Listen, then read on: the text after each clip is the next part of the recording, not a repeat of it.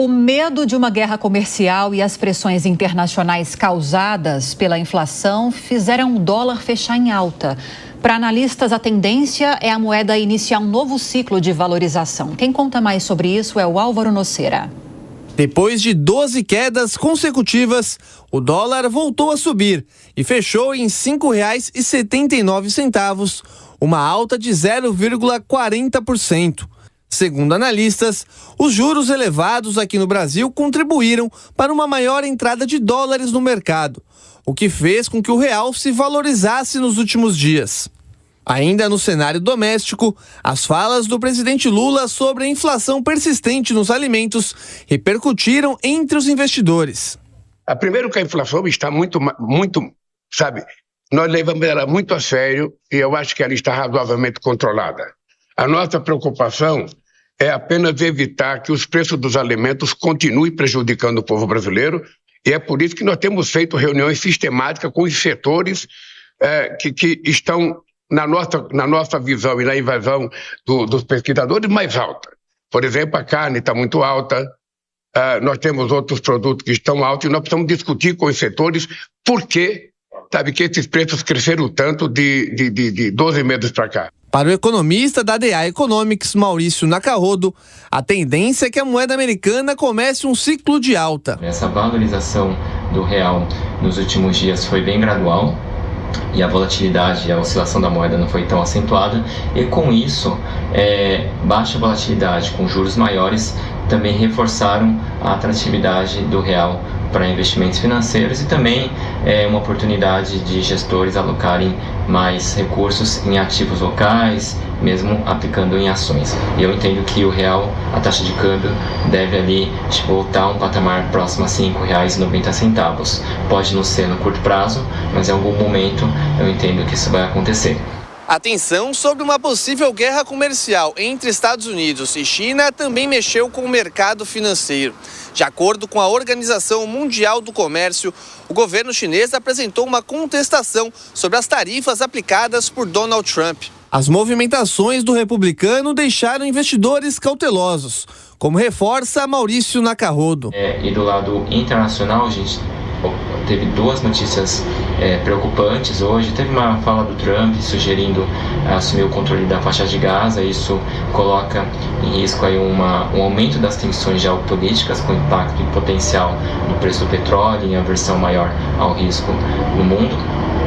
E teve a China anunciando uma contestação em relação às medidas tarifárias adotadas pelo presidente Donald Trump contra a China, e também isso aumenta as preocupações dos investidores em relação ao aumento da guerra comercial entre Estados Unidos e China, que são as duas maiores economias do mundo. E se caso as tensões aumentem ainda mais lá, isso impacta o comércio global, mesmo o fluxo de investimentos diretos. Em 2025, a moeda norte-americana acumula baixa de 6,24% frente ao real. O dólar voltou a subir, muito puxado por um movimento técnico, realização de lucros e também movimento das commodities, principalmente o petróleo, com a diminuição aí do preço do petróleo, significa entrada de menos dólares aqui no país, portanto, o dólar sobe. Agora, qual que seria essa tendência de médio e longo prazo? O que tem na mesa de fator para fazer com que este dólar suba? Do lado externo, as incertezas em relação a Donald Trump, incertezas comerciais. O Trump ele utiliza da política comercial para ter benefícios, estratégias geopolíticas. Então, qualquer fala dele do ponto de vista de política comercial pode gerar incerteza, incerteza vai para preço e o dólar sobe. Retaliação por parte da China também pode escalar a moeda norte-americana. Há na mesa também o risco, a incerteza geopolítica, como a fala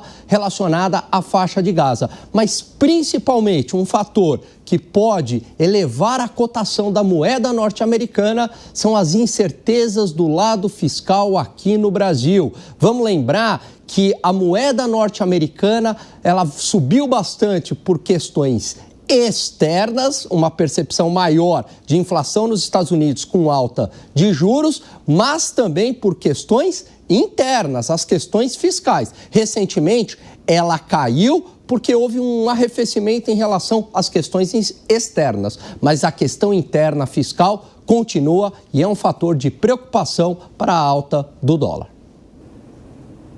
Exatamente, Gani. A oscilação cambial recente, ela deve servir como um alerta para a necessidade de reformas estruturais na economia brasileira. Essa dependência de explicações superficiais e a falta de ação concreta, elas perpetuam um ciclo de vulnerabilidade que a gente tem visto constantemente na política econômica brasileira. O Brasil tem que adotar medidas que promovam a estabilidade econômica, a diversificação produtiva e a resiliência frente a esses choques externos. Essas tensões comerciais entre potências globais, como os Estados Unidos e a China, elas são apontadas como influências para a alta do dólar. E, embora, sim, esses fatores eles tenham impacto, é importante a gente questionar se o Brasil está adotando uma postura passiva, utilizando o cenário internacional como desculpa para não entender e não enfrentar os desafios internos.